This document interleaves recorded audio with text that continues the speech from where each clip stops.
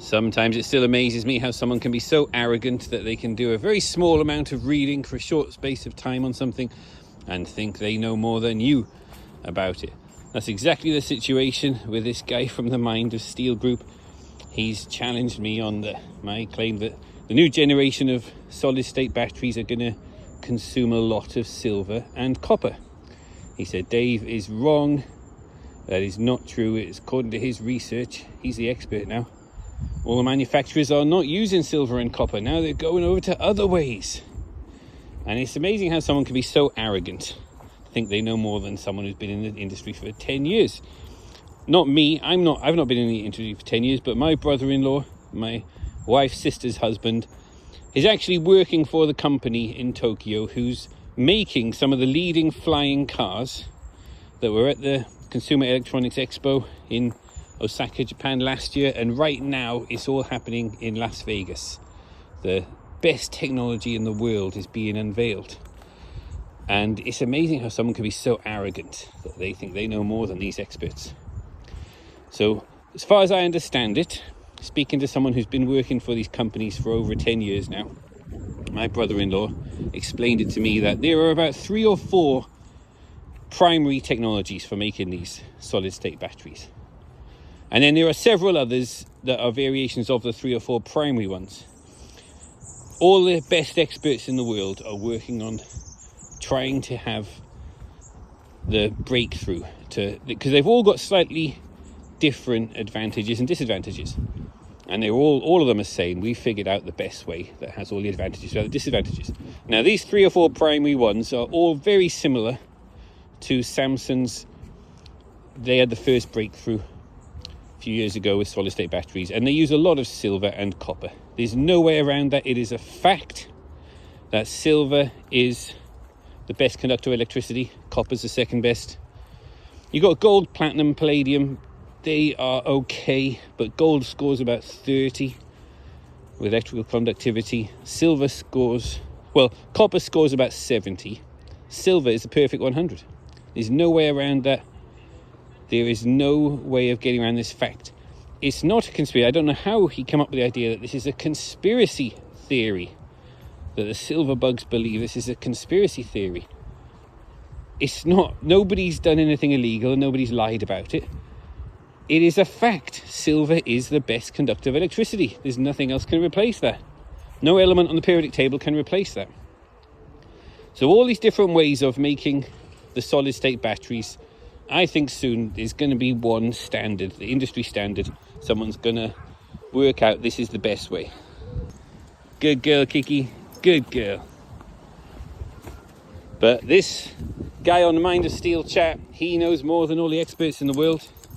He's done a quick bit of reading in a very short space of time, and he has said to, I'm not taking anything out of context, he said the words that no, the big manufacturers are going away from silver. They're not going to be using silver anymore. Well, he should release his findings to all these best chemists who are working on this, trying to find an alternative. But they don't really need to find an alternative because silver is still so cheap. It's £2 per gram. A motorcycle type size vehicle uses about half a kilo of silver in their small battery. It's about 300 miles. A car or truck size vehicle will use about a kilo of silver. It does about 900 miles on one charge on the solid state battery. That's not that much. Okay, 1 kilo is about £2,000. It's British currency. Measure it in other currencies if you like. But £2,000 for the silver kilo that's needed in the battery. That's not that much. You know, electric cars, the battery is the largest, most expensive part of the vehicle. £2,000 for the kilo bar. It's not that much, and the vehicle might cost £40,000, something like that. It's fine to just keep trashing it away. This is the problem that we have got. Those of us in the One Planet movement who really care about our beautiful Mother Earth, we are saying that that is a manipulated price. The price of silver is far too low, and we're not pitting all our hopes on, electric cars, EVs, solid state batteries, why we think the price of silver should go up.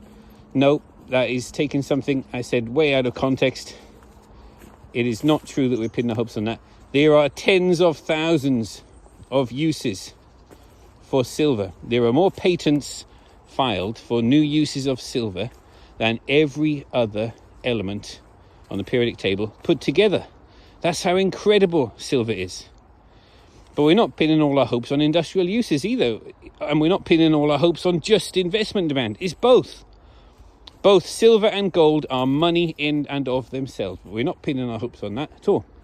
Silver and gold are both money. Silver and gold are both used industrially. Gold is economic to recover. It's 110, 120 pounds per gram. It is economically viable to retrieve that from landfill. Silver is £2 per gram.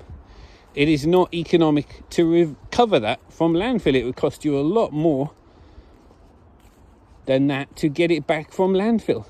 So it is absolutely trashed away. And this new solid state battery is going to be using a lot of silver and copper. There's no incentive to thrift it out and use less. There's one other element that could possibly be used in place of, not an element, sorry. There's one other substance. It's called graphene, which is it's not an element on the periodic table. It's a synthetic substance from carbon, and it is amazing. It's got similar sort of properties to silver. It's like up there on the level of such an amazing material as silver. But graphene is very expensive to make. I think someone said it's thousands, could even be tens of thousands per ounce. Whereas silver is like less than $100 per ounce.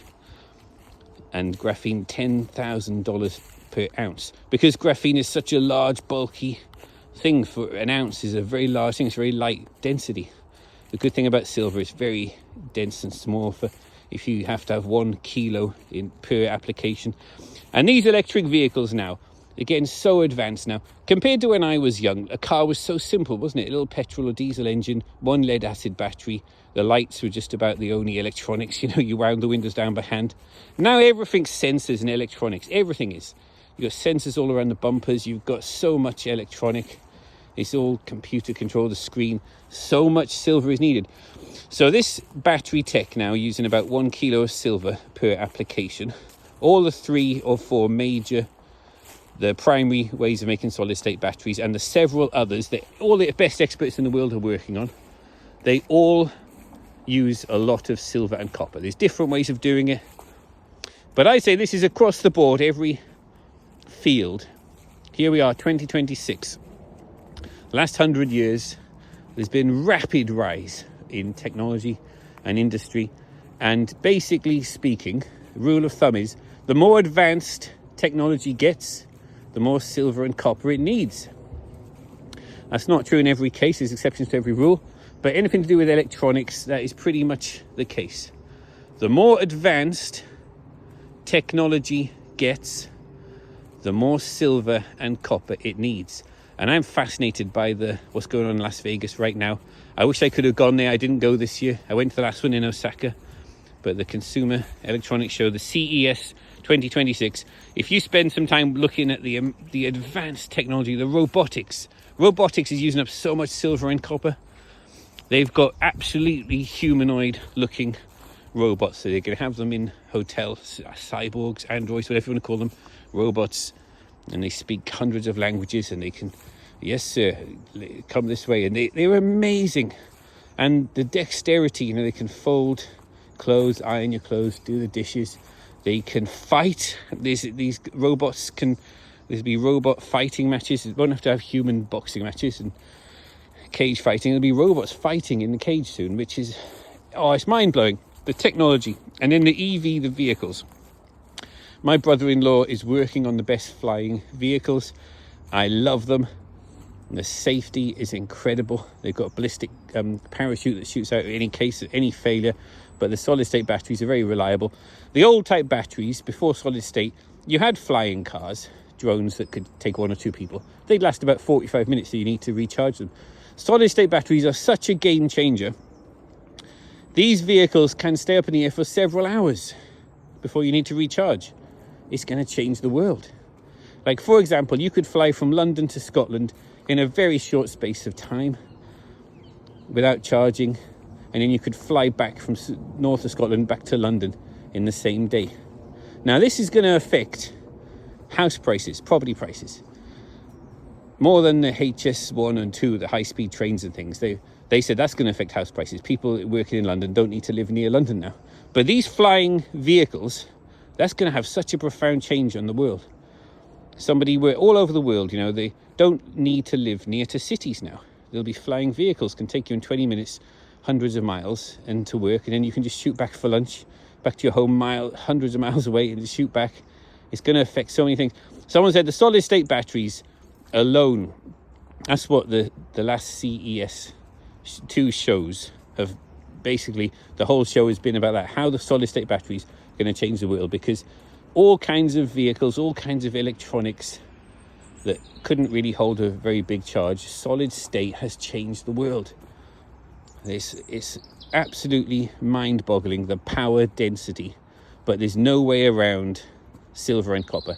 And if somebody says to you they've done a little bit of research and they think from their research, no, the big manufacturers are going away from silver and copper and they're going to use something else. Well, okay, then tell me what are they using in place of the silver and copper? If you're such an expert, that guy from the Mind of Steel, please show your genius to the world. The best people in the world are trying to find alternatives. Show what you found. You should go and tell them how to make the solid state batteries. And just finally, about the silver price, it's over $80 per ounce in the West, and it's almost double that. It's like $140 in the East, which means there's an incredible arbitrage opportunity there now.